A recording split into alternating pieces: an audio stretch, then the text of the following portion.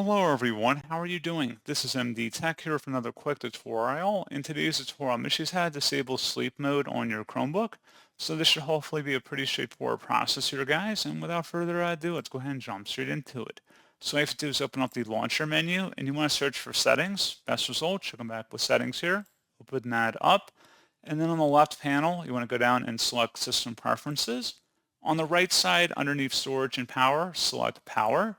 And then you should be able to adjust the sleep mode settings by clicking the drop down here, and you can select where it says keep display on, so it won't go into sleep mode basically.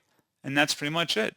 So as always, thank you guys for watching this brief tutorial. I do hope that was able to help you out, and I do look forward to catching you all in the next tutorial. Goodbye.